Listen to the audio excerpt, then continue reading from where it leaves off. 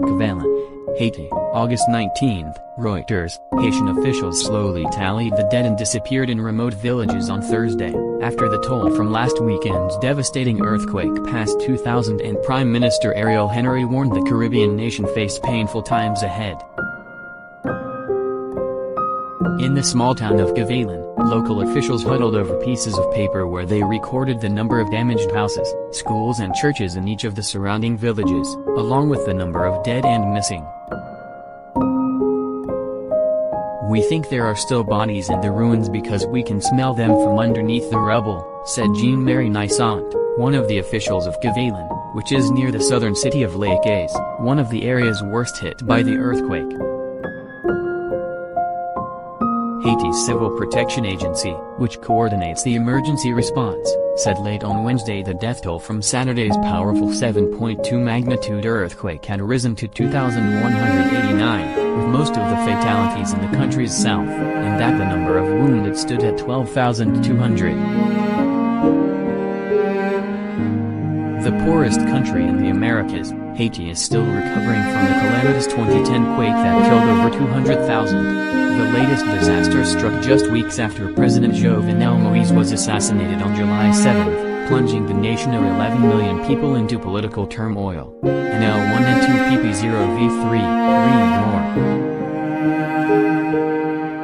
According to the tallies for Cavaillon and the small villages that belong to it, there were 53 fatalities and more than 2,700 wounded in the area. But there were still 21 people unaccounted for 6 days after the quake, local officials said.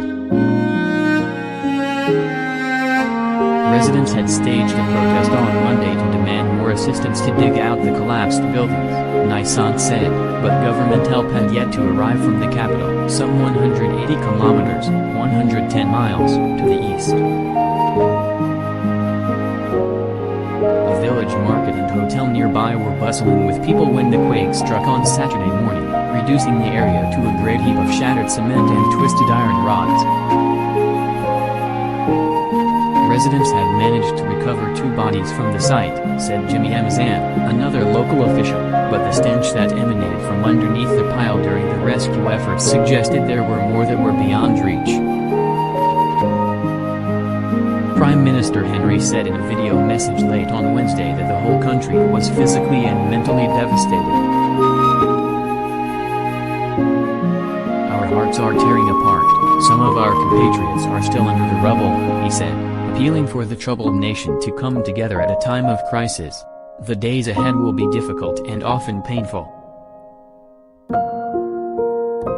In Boileau, a farming village about a 20-minute drive from Cavaillon, residents said that officials had not arrived yet to document the victims or destroyed buildings, leaving them to wonder whether the damage there was part of the official record.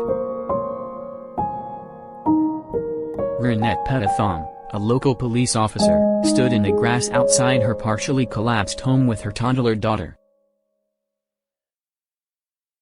She was worried. Her father had departed earlier in the day for the capital Port-au-Prince to seek medical care for the head wound he sustained when the home's walls fell in, but the public bus had broken down en route.